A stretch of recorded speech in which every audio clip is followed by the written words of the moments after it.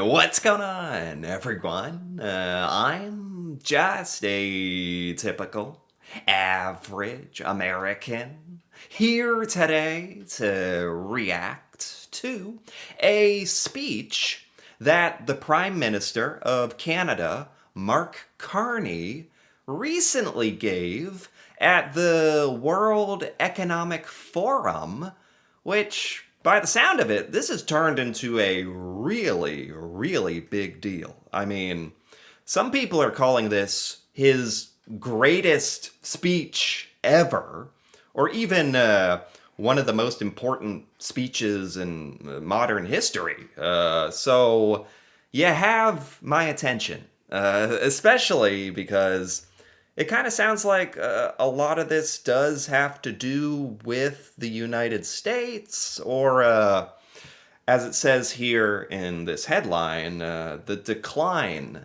of the United States. So let's take a look at this. It seems that every day we're reminded that we live in an era of great power rivalry, that the rules-based order is fading, that the strong can do what they can and the weak must suffer what they must. And this aphorism of Thucydides is presented as inevitable, as the natural logic of international relations reasserting itself.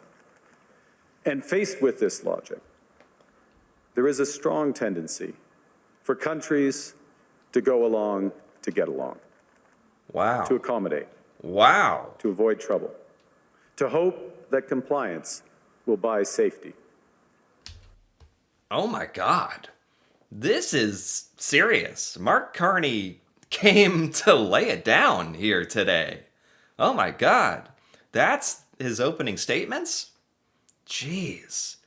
And yeah, I mean, I understand a lot of what he's talking about here, but to be honest, I obviously view a lot of this through like my American perspective, and here in the United States, when you grow up here, you're taught like, oh yeah, we're the greatest.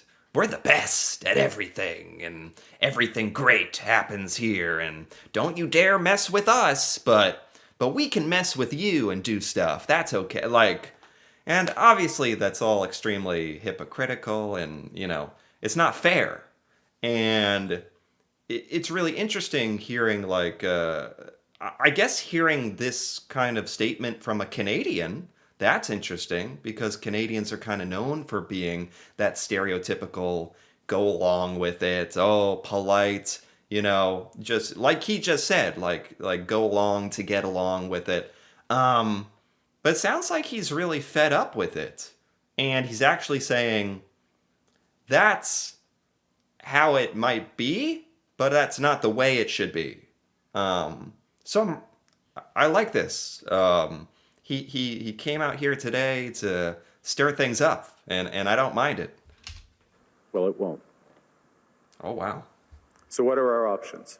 In 1978, the Czech dissident Václav Havel, later president, wrote an essay called The Power of the Powerless. And in it, he asked a simple question: how did the communist system sustain itself? And his answer began with a greengrocer. Every morning, this shopkeeper places a sign in his window: "Workers of the world unite." He doesn't believe it. No one does. But he places the sign anyway to avoid trouble, to signal compliance, to get along. Wow, Mark Carney is really like fed up with. I think I know exactly what he's saying here. He's trying to say that he's tired of everybody acting like they have to get along with the U.S. and I think specifically Donald Trump. Which is funny because that's something I was kind of thinking about the other day. Like, how what I was thinking is like the other day, I was like, if Donald Trump wasn't the president, if he wasn't important, if he didn't have all this power, nobody would like suck up to him. Nobody would even probably be his friend, to be completely honest. Like, and people would tell him like I feel like there's so many politicians and world leaders that want to tell Donald Trump exactly what they think of him, and his policies and his threats and a lot of the things that he's said and done. And a lot of people want to, a lot of politicians want to say exactly what they think and how they feel, but they can't, or they feel like they can't. Like they have to get along with Donald Trump, specifically in this example. And Mark Carney is basically saying he's sick of it, and he's calling that out. And this is going to, like, you have to think Donald Trump is going to hear about this, or watch this. So this is going to definitely stir things up, and I like that. And because every shopkeeper on every street does the same, the system persists. Not through violence alone, but through the participation of ordinary people in rituals they privately know to be false. Havel called this living within a lie. The system's power comes not from its truth, but from everyone's willingness to perform as if it were true. Wow. And its fragility comes from the same source.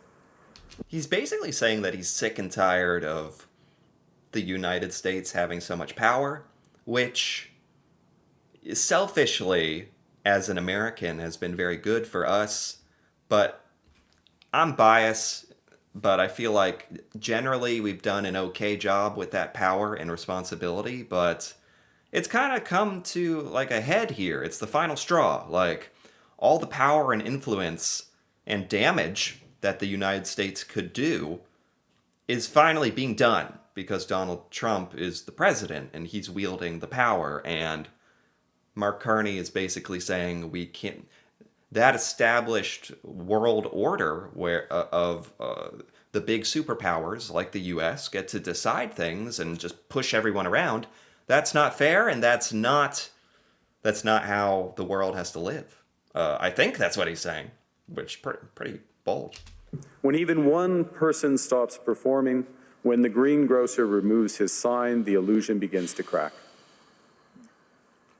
Friends, it is time for companies and countries to take their signs down. Wow. 4 decades. Okay. Holy cow. Holy crap. That was an opening, that was an opening right there. Like a bit philosophical. I don't mind it. For decades, countries like Canada prospered under what we called the rules-based international order. We joined its institutions, we praised its principles, we benefited from its predictability. And because of that, we could pursue values-based foreign policies under its protection. We knew the story of the international rules-based order was partially false. International rules-based order. So is that like unwritten rules or literal rules? I'm not this international rules-based order concept. I'm not exactly sure, but I guess it's like what is he saying? Like there's rules, but Donald Trump is breaking all the rules, and so that shouldn't be the way it should be, because it's like kind of it's a broken system where some countries like Canada have to live by these rules, but other countries like the United States get to just do whatever they want, or because they have power. Or anyway, I'm trying to. He's obviously like thought about this a lot, and choosing this moment to make a very big statement. And I'm trying to understand exactly what he's saying. I'm trying to keep up here. That the strongest would exempt themselves when convenient, that trade rules were enforced asymmetrically. And we knew that international law applied with varying rigor depending on the identity of the accused or the victim. That's true. So he's saying it's a biased system where the rules only apply like to certain countries or certain individuals or certain circumstances, and are only enforced in certain circumstances. And this fiction was useful.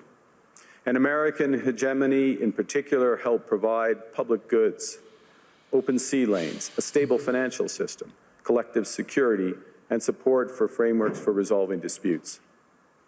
So we placed the sign in the window. We participated in the rituals. And we largely avoided calling out the gaps between rhetoric and reality. Right. This bargain no longer works. Huh. Let me be direct. We are in the midst of a rupture, not a transition. Oh, wow. Over the past 2 decades, a series of crises in finance, health, energy, and geopolitics have laid bare the risks of extreme global integration. But more recently, great powers have begun using economic integration as weapons. Tariffs as leverage, financial infrastructure as coercion, supply chains as vulnerabilities to be exploited. Oh my God. So there it is. If he wasn't addressing it by name outright, he just did.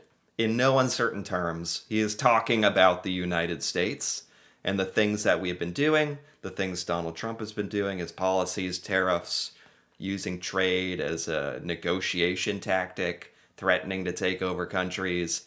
When you have someone with so much power doing things like that, the rules all change, or rather, you have one person breaking all the rules and everyone else trying to follow the rules, and it just doesn't work. And yeah, it's like I'm sensing so much frustration from Mark Carney, but not in like a barbaric, like out of control frustration. He seems very focused, like very measured and very understanding of this situation. Like he's just trying to, honestly, like he's out here ringing the bell, like trying to get the rest of the world like up in arms, like he's trying to wake everyone up and be like, we don't have to live like this. We don't have to live like this where we just like cede to Donald Trump's threats, or just because we're worried about like disrupting the global order, or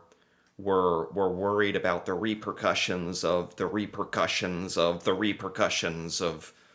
retaliating, or anyway. Yeah, obviously as an American, it's a bit strange for me because we are criticizing the United States, my country. You know, I love my country, but I'm self-aware enough to like, you know, wake up and understand that we've done a lot of things that have led to this moment, I suppose, right? Where Mark Carney is kind of just saying it how it really is.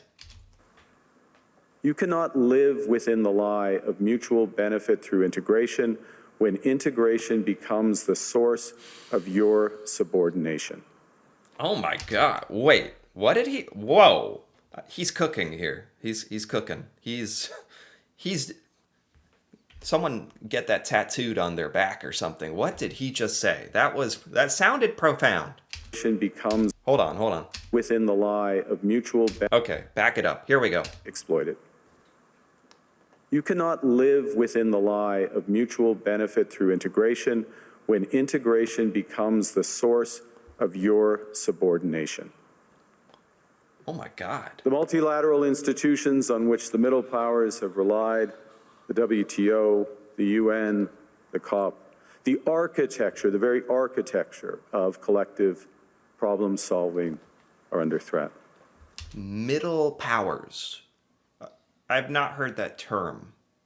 So is that like there are superpowers, there are middle powers? Is that what Canada is? I don't know. Like countries that are like have a big GDP, they're very successful, they have influence in the world, but aren't necessarily like the biggest. They're the middle. Okay. Yeah. And again, you know, kind of arrogantly, those are countries that a lot of Americans never really think about. We very much are trapped in our own little U.S. bubble here, not thinking about all you paltry middle powers.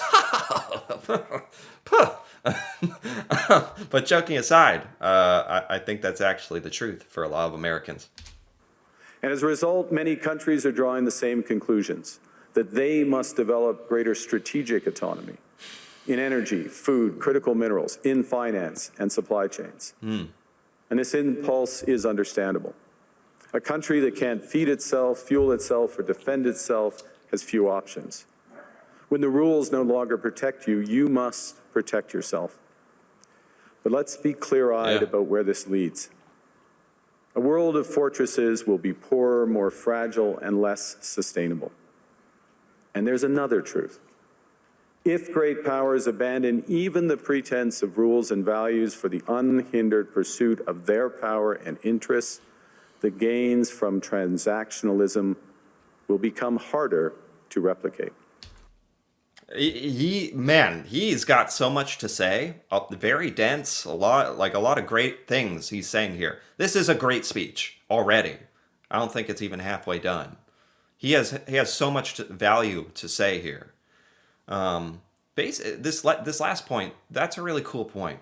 Something a lot of people don't think about, like a world of fortresses where, if meaning a world of like a couple countries who have all the power or most of the power and influence, money, military, and resources, and how that's not a good world to live in, because, well, it's like here in the US we're always uh, getting angry about the 1%.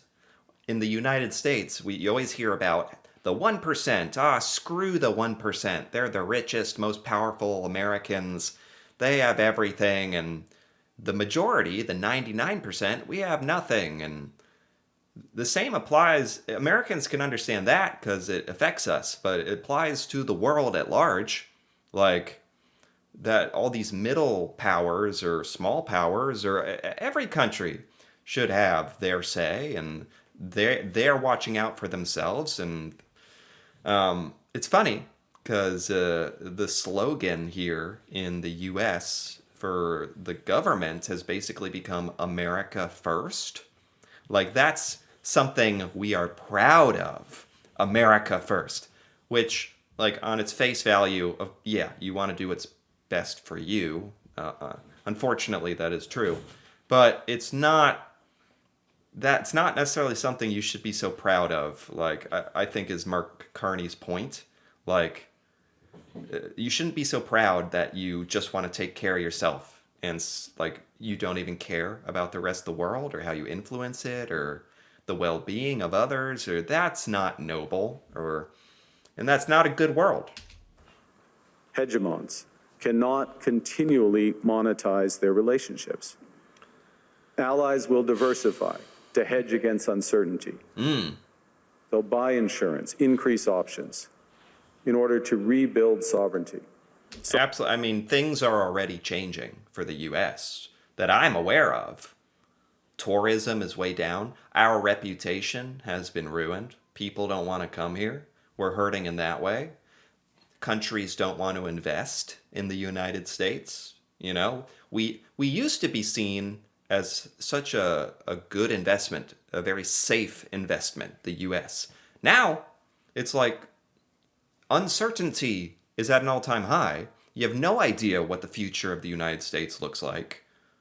We have enjoyed so much benefit from being us, and having a lot of countries be dependent upon us for certain things, and we have enjoyed that luxury for so long, and that's changing, and we've done it largely to ourselves. That is definitely changing, and like he said, countries are waking up and not becoming so reliant on the United States. Selfishly, that's great for us, and now everyone's like backing away from the United States, which is good for everyone else.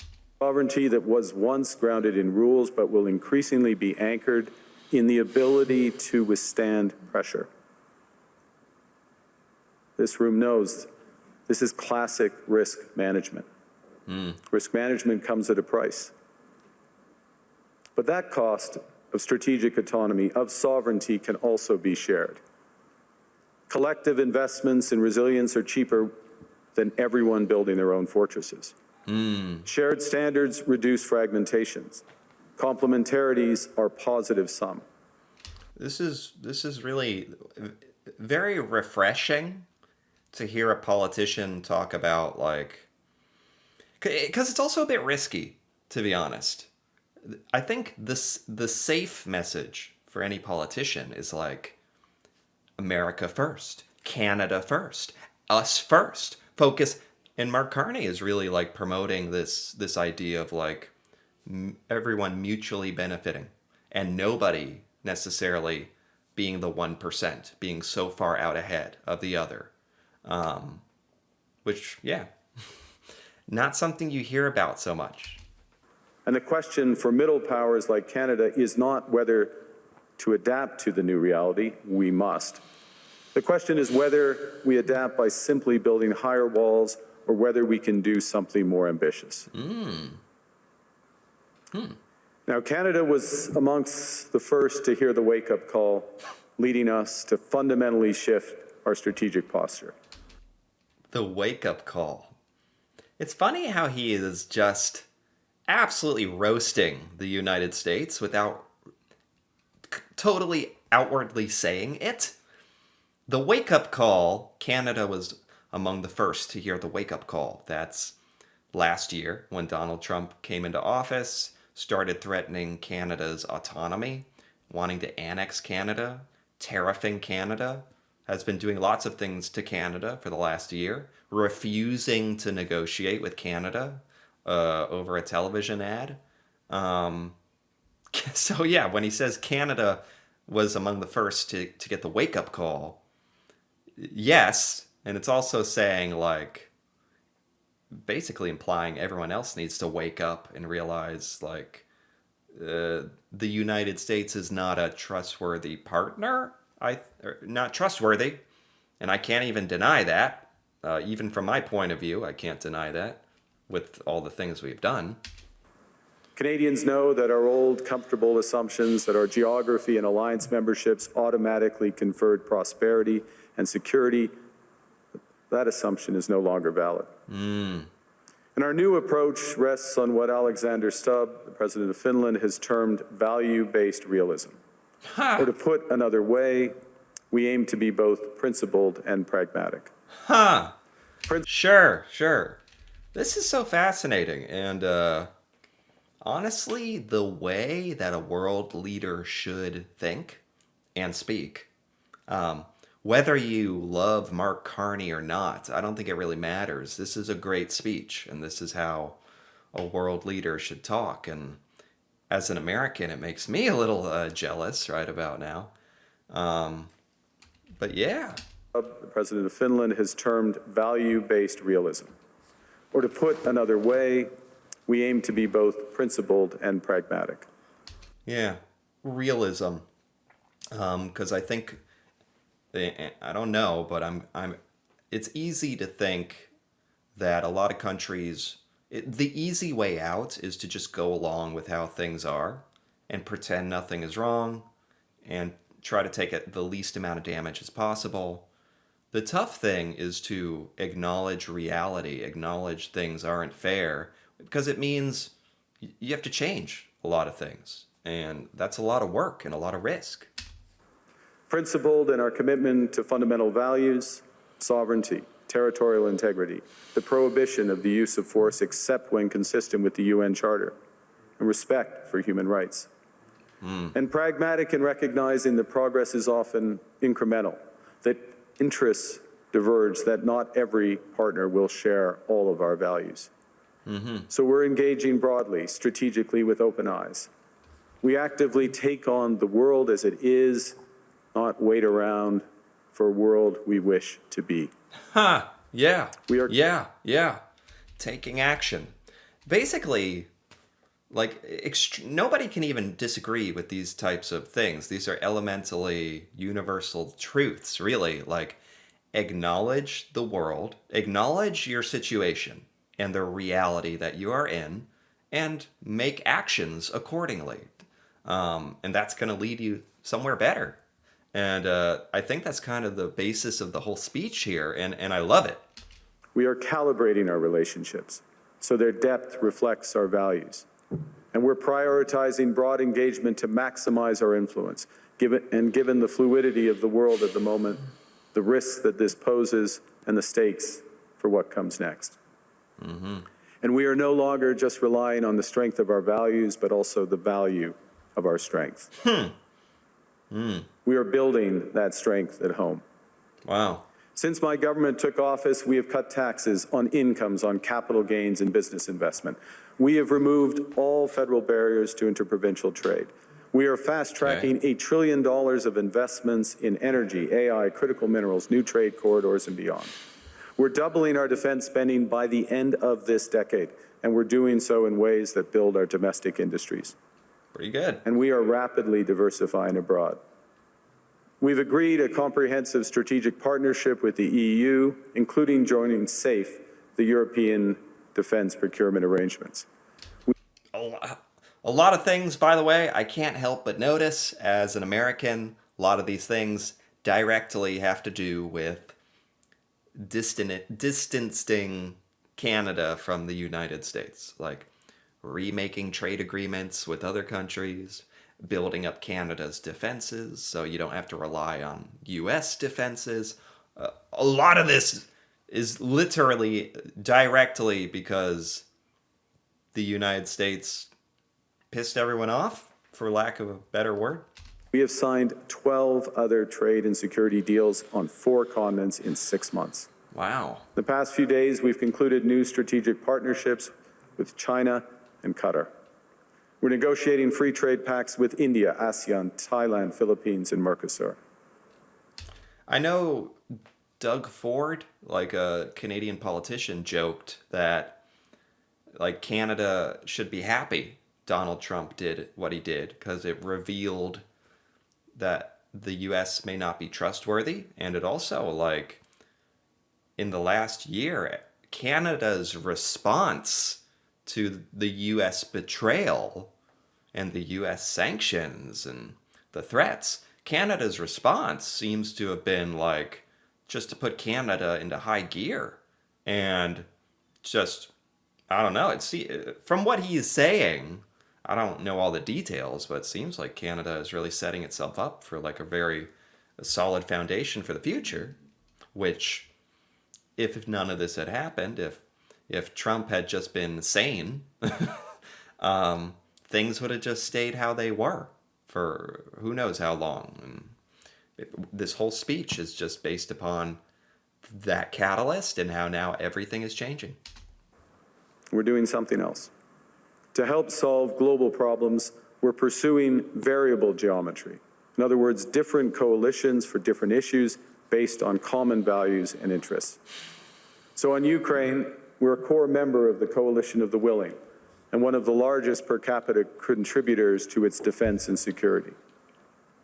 On Arctic sovereignty, we stand firmly with Greenland and Denmark and fully support their unique right to determine Greenland's future. Yeah, the whole Greenland thing. I feel like the Greenland thing may have been the most recent catalyst to like make Mark Carney even wanna write such an epic speech. The Greenland thing. And yeah, Canada said in no uncertain terms it would help defend Greenland for if the United States attacked. Now, thank God, in the last few days, Donald Trump has come out saying the U.S. will never use its military, will never attack Greenland, which thank God he finally said. But it's Donald Trump, so, you know, he could take it back tomorrow. You never know. But maybe that's added a little stability to that situation, but the whole situation is so outrageous, and even if the Greenland thing kind of goes away and nothing happens, it really just shows the world that Donald Trump and the U.S. is totally unpredictable, unreliable. You have no idea what we're going to do next, who we're going to threaten next, and who would want to partner with someone like that, right? Like, you don't have to be a genius to see that.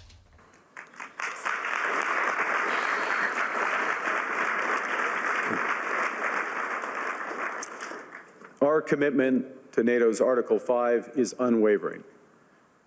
So we're working with our NATO allies, including the Nordic Baltic 8, to further secure the alliance's northern and western flanks, including through Canada's unprecedented investments in over-the-horizon radar, in submarines, in aircraft, and boots on the ground, boots on the ice. Canada strongly opposes tariffs over Greenland. and calls for focused talks to achieve our shared objectives of security and Yeah. prosperity in the Arctic. Absolutely. Absolutely. One of the biggest criticisms about the whole situation, the Greenland thing, it was like, okay, it's outrageous we're threatening Greenland, but if we're just going to talk about the logic of that, why do we need to own Greenland to defend it? Right? That's why Trump wants it, because Greenland is very strategic.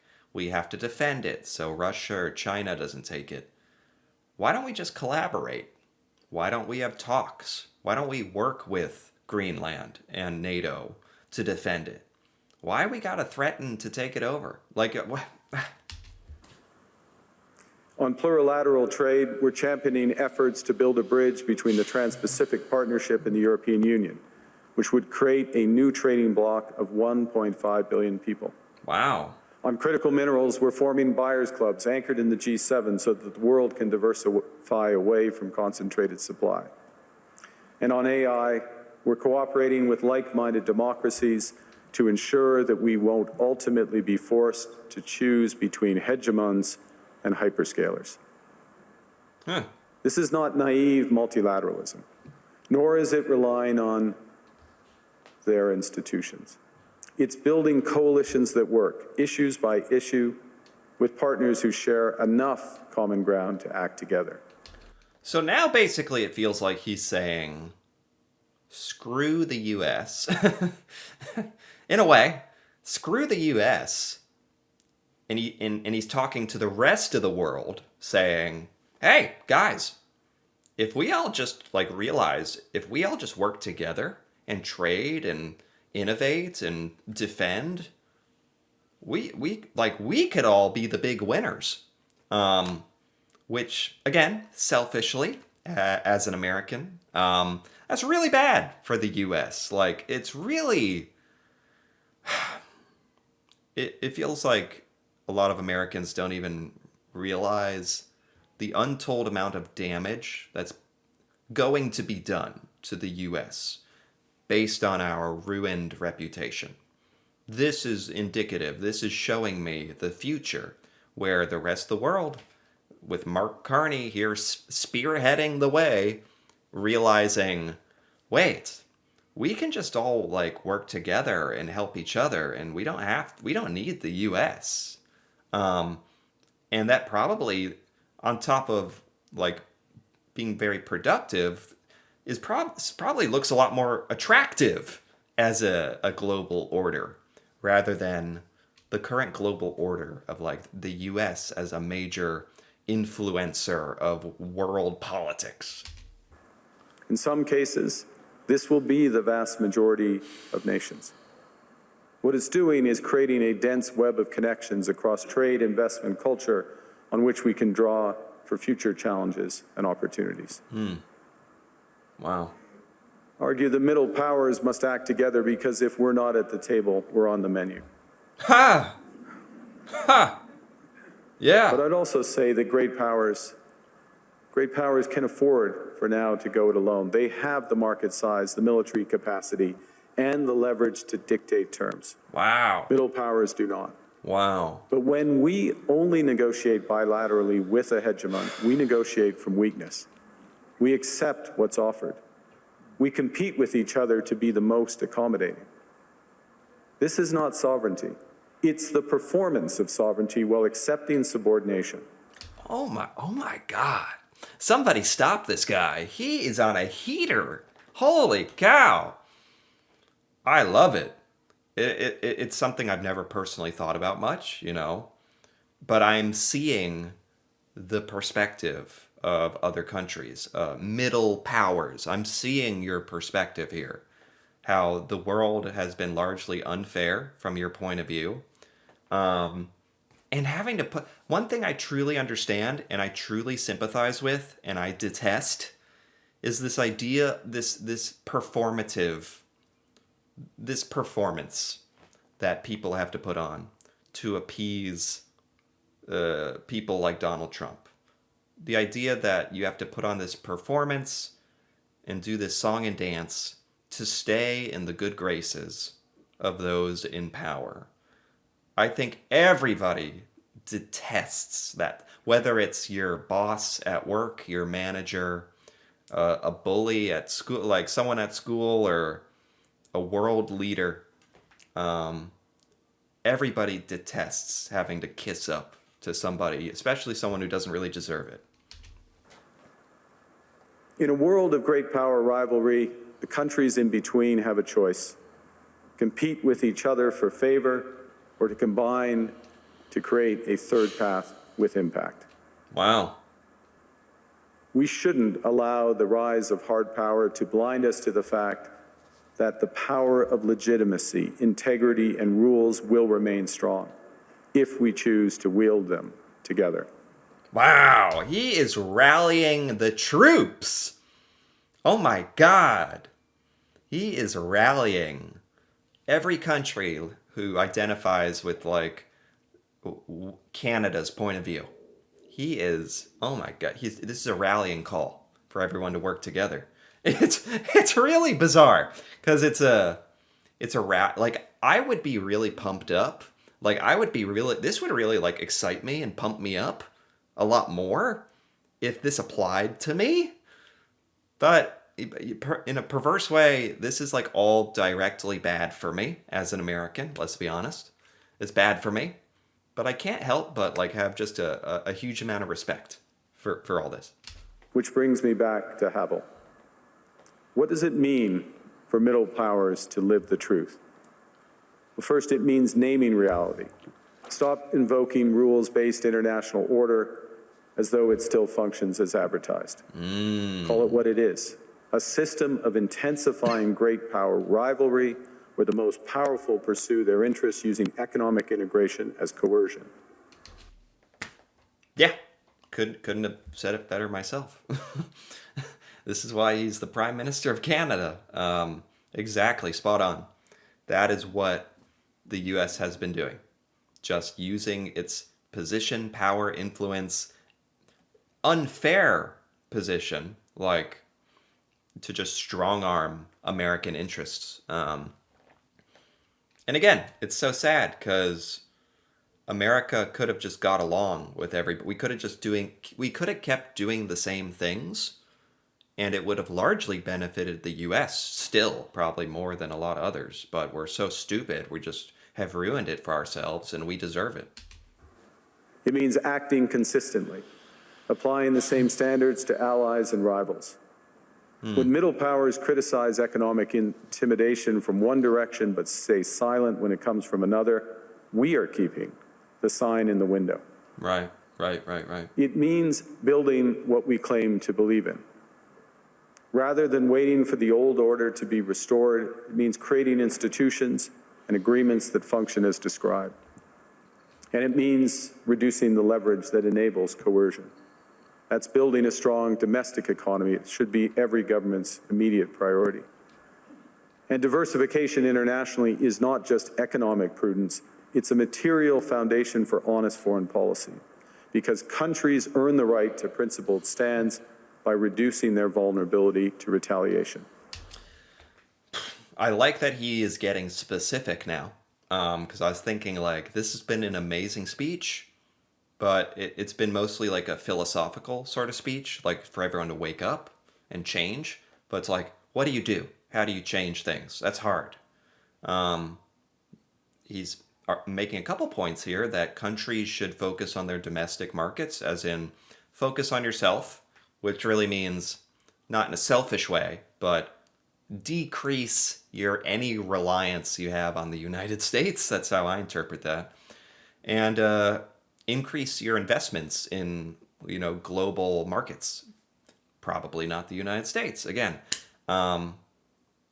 this could be so great for the rest of the world, but quite bad for the U.S. Again. So Canada. Canada has what the world wants. We are an energy superpower. We hold vast reserves of critical minerals. We have the most educated population in the world. Our pension funds are amongst the world's largest and most sophisticated investors. In other words, we have capital, talent. We also have a government with immense fiscal capacity to act decisively. Yeah. Yeah. And we have the values to which many others aspire. Ooh, I don't. I like this. He's proud to be Canadian, and he is bragging about, you know, Canada's triumphs and strengths and leverages and how smart you are. And I don't mind it because Canadians, you're known for not being arrogant, for not being boastful. But if there's ever a time to just like come out and be like, we're pretty cool. This is a good moment for that. I don't think it's arrogant. Canada is a pluralistic society that works. Our public square is loud, diverse, and free. Canadians remain committed to sustainability. We are a stable and reliable partner in a world that is anything but. A partner that builds and values relationships for the long term. Oh, I see what he's doing. Well, you sly dog. Mark Carney. He's I was like, as much as I enjoy, bragging Carney boasting about Canada, I was thinking like, but why? Like, just to be cool? He's essentially laying down a pitch. He's essentially like telling the world on this grand global stage, he's basically saying Canada is open for business and we have a lot to offer and we are ready and we are trustworthy, reliable partners. So come on down. He's using this moment to just like pitch Canada as an investment and a partner to the world. Very sly. And honestly, like from I don't know, like a business point of view or whatever, a marketing point of view, very smart. And we have something else. We have a recognition of what's happening and a determination to act accordingly. We understand that this rupture calls for more than adaptation. It calls for honesty about the world as it is. We are taking the sign out of the window. We know the old order is not coming back. We shouldn't mourn it. Nostalgia is not a strategy. But we believe that from the fracture, we can build something bigger, better, stronger, more just. It's so funny because at this point, like one of the best case scenarios for the United States would be nostalgia. In other words, best case scenario for us would be let's just go back to how things were. Can we just go back to how things were? That'd be great. Nope. It's over. That ship has sailed. Americans don't realize how bad this is for us. Mark Carney is openly, stating it in an eloquent way. The old way, the old partnerships with the U.S. are gone. He doesn't miss it, and he's ready to move on. This is the task of the middle powers. The countries that have the most to lose from a world of fortresses and a most to gain from genuine cooperation. The powerful have their power. But we have something too. The capacity to stop pretending, to name reality, to build our strength at home, and to act together. That is Canada's path. We choose it openly and confidently, and it is a path wide open to any country willing to take it with us. Wow. Thank you very much. Wow. Wow. Wow. Oh my God. I didn't know. I didn't know it was going to be all that. Holy crap. I had heard this was a good speech. I haven't seen every speech he's ever made, but it's hard to believe. Like, this has to be his best speech. This is one of the best speech I've heard in a long time. Thought-provoking, thoughtful, innovative thoughts, really. Like, suggesting to upend the global world order.